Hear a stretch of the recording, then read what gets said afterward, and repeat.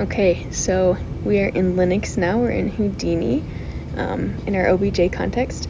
First, I'm going to show you, we'll just bring in our file here. This file node. And dive into that. It's got this default cube that we don't care about in there. So let's see.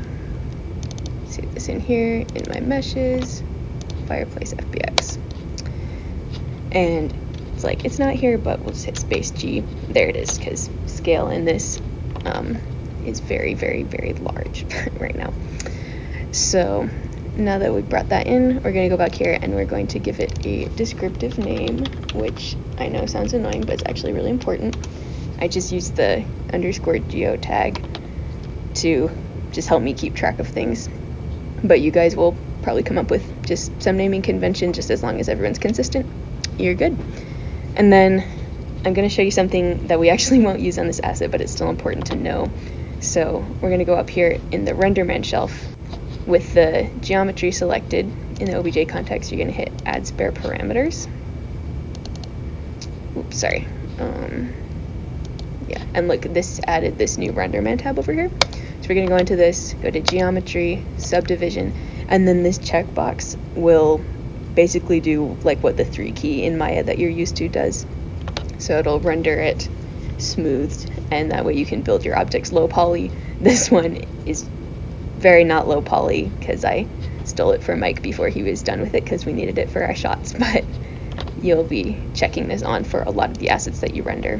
And later I'll show you, like in the Olympic example, how to do that. Okay, and then something else we're going to do in here is set our quick mark. So you do control and a number. So I'm setting quick mark 1 in the OBJ context, and I like to have 1 in the OBJ, 2 in the mat, 3 in the out context, and I'll show you that as we go through. Okay, so now actually doing a material.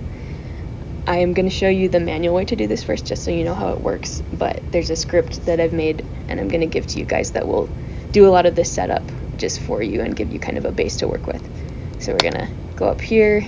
We want to go to the mat context. I'll set my quick mark 2 to be here in the mat context. And you're going to drop in a Pixar material builder, which is just basically a container for your shader. And you'll want to give this a descriptive name as well. I usually name my geometry and my shader like exactly the same thing, but just mat at the end. But there's lots of naming conventions. That one is just the one that I like. So we'll double click on here to dive in and drop a Pixar surface, which you maybe remember from the Subsys Painter part. So then this out goes right here into the output collect, and then we are going to start plugging in actual texture maps, which this should be a process that you're pretty familiar with from Arnold. So here we're going to do, we're going to pause. Okay, so we're going to tab in a Pixar texture node. You're going to get used to using a lot of these, and right here it wants to know where our file is. So we're going to go back out to the maps. Whoops, except I didn't save them here, so hang on 1 second. There's our file path. And then for this first one, we're just going to do the diffuse color. And these text files, don't worry about that. Those are just there because I had previously brought this asset into Renderman and it created those, but you won't have those initially, so don't worry about that. So we'll bring in this PNG and we're going to drag. So there's these different output nodes. This one drags out the RGB, so that's a 3 value vector for UCS people, and RGB if you want to access the individual image channels, which we don't right now because diffuse color is just an RGB color map. And so we'll drag that out, and I opened up my diffuse parameters in here so you could see them, and we'll drag this RGB into the RGB value for the diffuse color. And something else to note about that, I'll just cut this, is you don't have to open it up every time. You can just drag it over and it'll ask you, okay, all of these are the subcategories. Which one do you want? We want color. So I'm not doing something in this node that is important to do to make a point, but I'll come back to it and show it to you in a minute here. So then we want another Pixar texture node. And in here, our file name, we're going to go back to the same place. And we're going to bring in, displacement is next alphabetically, but I'm going to actually grab the specular face color. And then over here, we've got our primary specular. And that's where there's a couple parameters that go in here. So I'm going to open this up so you can see it. So the specular face color will go right in here. And then I'm not going to tab in a new one. I'm doing Alt, click, and drag. That duplicates a node. That's kind of a fun little Houdini trick. And then the specular roughness is not an RGB map. It's a grayscale map. So we're dragging out of this channel, the R channel. Doesn't matter which one since they're all the same because it's black and white. And pop that into specular roughness. And then we'll go in here and make sure we change this file path because I duplicated it from this one. But we want the specular roughness here. Accept that. And then we're going to bring in a normal map. And this is not a Pixar texture node. This is a Pixar normal map node. That's something to note there. And then this one, for our file name, we're going to go in here. Where's our normal map? There it is. Accept that. And then this one goes in under global. So I'll open that up so you can see. And it's pretty nice of them. They made everything color coordinated. So normal map goes into bump normal. They're both purple, easy to remember. And then for the displacement, we're actually going to do something a little bit different. So that does start with a Pixar texture again. And I'll open here, set my file path to displacement. There's some other ones in there. So presence is like opacity basically, and glow is glow, surprise. But the fireplace is not going to be glowing, so we're not going to worry about that for right now. But it's the same thing. You'd bring in Pixar texture, plug it into glow, and same for presence, which is under globals. Anyway, sidetrack. So this Pixar texture with our displacement in it, we are now going to tab in a Pixar displace transform node, which is a hefty name. And this one is going to be expecting just a single float. So we'll drag out R into displacement scalar. And then one more node, Pixar displace node. And again, this is going to be single float coming out of here into displacement scalar. And then this final displace node. Sorry, this is a very tiny area of my screen. I hope you can see this well. But drag the output of that node into the second shader input on this output collect node here. And then something important that you'll want to do, actually, no, I won't show you this yet either, because I'm going to show you the way it looks when you make some mistakes first, and then we'll go back and fix them so you can kind of see how that all works. Oh, and then something else to do quick is this L button to lay things out, my favorite hotkey. Okay, so we're going to do a test render first, and you can see some of the issues that will happen and how to fix them.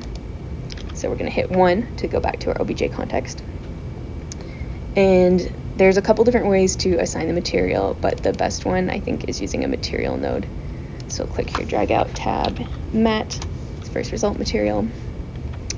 Hit L to straighten those, turn on the display flag.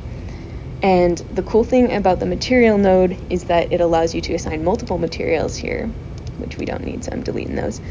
And you can also do it by group. So like you can create groups with a group node in all the ways that you're used to. You can create procedural groups based on geometry attributes, or when you're using alembics, you can create groups that are based on alembic paths, which is a super, super useful thing. And I'll probably talk about that later. But for right now, we don't have to worry about a group. We just have to worry about a material. So we'll click this floating operator chooser, go in our material context. Here's our fireplace. We say accept. And that material is now assigned to the actual geometry. And then we'll hit 1 to go back out to the OBJ context. And we want to have, in order to render, we want to have a light, but we want a Pixar dome light probably. That's usually, so it'll probably be good for you guys to pick like a just kind of an HDRI for your production, and then everybody will light using that HDRI because the light makes a really big difference when you're testing things. And you may notice in here the scale, and you're like, this is a very, very huge fireplace because it's bigger than like the whole dome light. So you can change that in the guide size, and you can actually just click this display flag and turn it off, which I usually do because I don't want to see the dome light. And then Pixar Rect light is basically like an Arnold area light, so I like to have one of those as well. And you can see throwing that in there really whacked up the lighting. So I'm going to click this little button here with these circles for headlight, which basically says in the viewport, like, ignore all the lights and just do kind of a default thing. And when you get a ton of lights in a scene, you'll usually want to do that. So I'll hop in this Pixar Rect light. I'm actually going to go over here and disable it because I want to show you what it does when you can actually see in the IPR what's going on. Okay, and then you're also going to need a camera, so you can tab in a camera node like that normal way, or you can also click up here and say new camera, and it'll just create it from the view. I'm going to lock this. We'll move it over here a little bit so you can see what's going on, and unlock it. And you guys, because you're using like FBX camera files, probably that will be done in Maya. You're going to import your cameras a little bit differently, like for shots, but this is just, you need a camera of some kind in order to render, so that's what this is. So I'm going to lay out these nodes again because they're getting a bit messy. Hit F to frame, reset my quick mark so it's nice and centered. This is just fiddly little things. Okay, so there's your camera, and if you try to render with the IPR, which is similar to probably what you've used in Maya before, you just go up here, hit IPR render, and it's going to say, wait a second, what render node do you want? Well, we don't have one because we didn't make it yet. So I'm going to close that, and we're going to go to our out context, and I'm going to set our third quick mark over here for easy navigating. And then you can do this manually, but I really don't think it's worth it because there's a really nice shelf tool that ships with Renderman 24 right up here, R24 ROP. So we're going to hit that. It's going to think. And so I had to hit F to go to find it. But here's our wrist node. And this probably, I'm trying to think what you guys have already done, like in the gingerbread house. This is just your render node. There's a lot of settings in here. We'll talk about them later, but now that you have this, you can render. So we hit IPR render, and it will pop up this nice little render window. And if we look in here, we can already see there's some weird things starting to happen, and these are like pretty common just issues that will happen a lot of times with your first time using Renderman. So one of the things we see here is there's like all of this cracking, and it's also looking kind of puffier than we want, like these black seams and cracking looks gross. So in order to fix these issues, we're going to go back into the matte context, quick mark 2, and dive into our material. So the cracking is from the displacement. That's something that's pretty easy to fix. So you're going to go in this displace node, and the gain is set by default to 1, which you might think would make sense, but in fact is a crazy amount, way too much. So I'm going to drop it down 0.83, like 0.05. That's like actually a pretty normal range for it, but you can play with that if you want to just kind of get more or less displacement in there. And then something else real quick. This doesn't look like an issue here, but we're just going to do it real quick. In your Pixar Displace Transform, set the remapping to centered, because sometimes that causes issues if you don't. Okay, so that fixed our cracking problem, but then something else you probably notice is compared to how this looked in Substance, this is super washed out and funny looking. This is probably something that you guys are used to running into in Arnold, and you probably know it's like a color management thing. So basically what you got to do is come into your Pixar texture, any Pixar textures that are referencing these RGB color maps, and you have to go in and say, I want this in linear color space. Okay, already looking a little bit better. We'll hop in our specular face color and do it too. Okay, that's looking way better. That is the colors that we saw in Substance. So that is a typical issue that sometimes happens, and that's how to fix it. And then something else that might end up happening to you, I'm gonna hop over to the shop context, Quick Mark 4. You don't use this one a ton. This is your integrator, and this is, I guess simply put, this is really important for your lighting. And sometimes it happens that like will get deleted, or it'll not be there, and then you get really wacky looking stuff like this. So I'm gonna undo that, we'll put it back, and now it looks nice again. But a way you can check that, so first you can go to your shop context, or second you can hop into this out context, and you can say, okay, here's my integrator, and if there's nothing in here, sometimes that will happen, like this is just completely blank, and boom, your render's gross. But you just make sure that it's set to this Pixar path tracer, and you should be back to normal just fine. So something to be aware of. And that is pretty much it for just setting up a really basic render, really basic material, getting it in there. I'm going to record another part here that will talk about some of the adjustments that you can do that are really helpful to know, but I'll get to that probably in the next chunk. But for right now, I do want to show you how to render out final images, because probably like as you're working, what you can do is here in this it window, you can say file, export file, and you can name it something that's not RIS1 and just save it properly. This is just a good way to save out a quick image pass if you're just trying to show something that you've been working on. In order to render a final image, I'm actually going to hit this blue button here. This pauses the render. Or actually, I guess here's a couple good things about this it window to know, because this is really helpful for when you're just testing things out. Usually I don't leave it right here in the middle of my screen. I usually drag it on the other monitor. So over here's the catalog. So I stop that render. I'm gonna hit IPR render to start a new one. And here's an annoying thing. So the IT window, like you can say you want it always on top, but sometimes that doesn't work till you reopen it. But anyway, so now you can see over here in the catalog, this was the previous image we rendered. This is the current image, and you can't really tell the difference. So real quick, if we hop in the viewport and whoops, I hopped out of the camera because I didn't have it locked. We'll lock that camera, rotate it, and then you can see, okay, that updated. So here's our current shot that's live. You can tell because this is blue, and here's our previous image. So you can kind of make changes, you can pause the render and restart it, and you can kind of go through and look at your work iteratively and see what you've already done and what changes you might want to make in the future. So then, let's see what else. So this window has helpful stuff. So the catalog, I have it already checked on, but I don't think it's on by default, so you'll have to give that a check. This window on top is helpful. I think, what else? This is the background toggle. This is the crop tool, so you can just say, hey, I only want to render this region, and it's only rendering in here. That was kind of a bad example because that's the whole thing. So hit this, click in the box, hit R, and it only renders in there. So that's a useful tool to have. Okay, I'm going to close that. And also, when it stops kind of doing that blue box thing, then you know that it's done. It's rendered that as much as it can with the current render settings.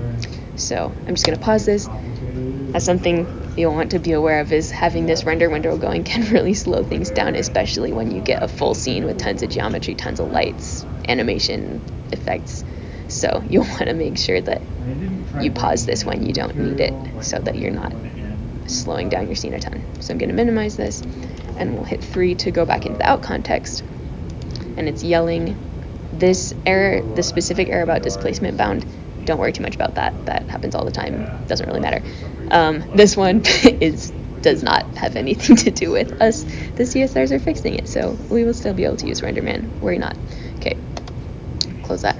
So then in here, this is your render settings. This render to disk button is what you'll hit when you're ready to finally send things off to be finally rendered. But in here, there's some important settings. So the valid frame range, right now, it's just render current frame. and it'll just do whatever the camera's looking at. But click this drop down. If you want frame range, it will just do automatically, so this scene goes from 1 frame to frame 240, and it sets. So the green box means there's a key set on that. You can right click on this and say, hey, I would like to delete those channels, and maybe you only want to render 10 frames of the animation. You can set that there. A lot of times as a shader, you're only gonna just render still images, but maybe you also want to render some turnarounds, or maybe you are trying to see how shaders look in a sequence, and you'll want to use that. And obviously you're going to want to use all of this stuff when you're kicking out your final renders for shots, or even test renders. So that's important. The camera, so we only have one camera in this scene, but as I said earlier, you're probably going to be bringing in your animated cameras as FBXs, so you'll want to be able to render from that, but you'll maybe also want to be able to render from different cameras from your own camera. So this box is where you can set that, and it just looks for the location of it. You can open the floating operator chooser. There's only one camera in this whole file, so there's not much to look at here, but if you have multiple, this is where you would switch between them. And then another thing that you can do is, I'm going to do this alt-click drag thing again to duplicate this. You can create another render node, and you'd name these something descriptive like shot cam, test cam, or maybe one of them is like a final render cam that has like really high samples or something. And then now when we say I would like to do an IPR render, it's gonna stop first. No, it's gonna keep going, but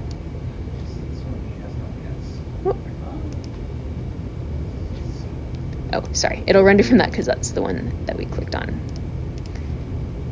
If we click off it and do IPR render, now it's gonna say, hey, which of these two would you like to render from? And then you can pick before it sends it to the window. But this is just the same thing, so I'm just going to delete that. And then back in here, I think the other big important thing, so the integrator, we already talked about that. But down here, the sampling, this is important. So this is basically the quality of your scene.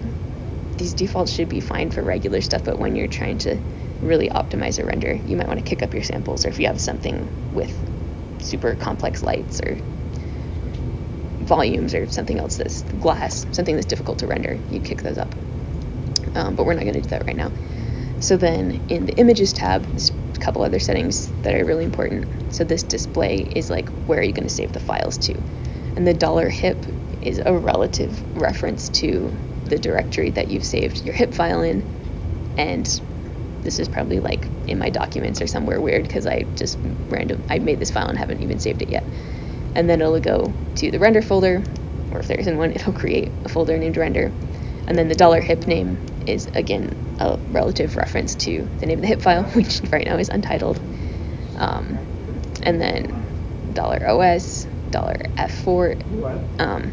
This isn't so important, but this $F4, you probably want it. So $F refers to the frame in Houdini, and the 4 is like the number of significant figures, so it'd be like, this is frame 0001 or whatever.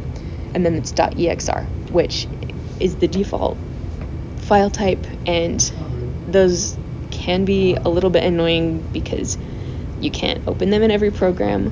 Like DJV on Linux handles them fine, but Windows has a little more trouble.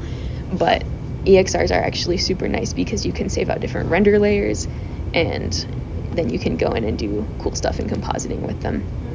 But so EXRs are good for pretty much all purposes. But if you want to change it to PNG, you just change it there, and then you'll also have to change this device from OpenEXR to PNG. So something to be aware of there. So basically what will happen then, once you've got this all set up the way you want, oh, I should also mention in here this HIP name thing. Actually, we probably don't care about this. A lot of times I will do like underscore, like, I don't know, something descriptive about the test. Fireplace, turnaround, which it's not because it's not a turnaround, but something like that. Just so I can tell. So what will happen when you hit render to disk is it'll go to this directory and it'll start kicking out a bunch of image files. This is like pretty similar to what you guys are already used to with Arnold and stuff. It'll just kick out an image sequence. You can composite it in whatever you want. I think it's really worthwhile learning to composite in Nuke because it's right here in Linux, so you don't have to flip over into Windows. But you can use Premiere, After Effects, whatever you want. And I think that is about it for just basic rendering stuff. So I'll probably do another little bit here in a second, maybe separate video about some of the adjustment nodes and like how to work with alembics and stuff. But I think this is probably pretty good for now.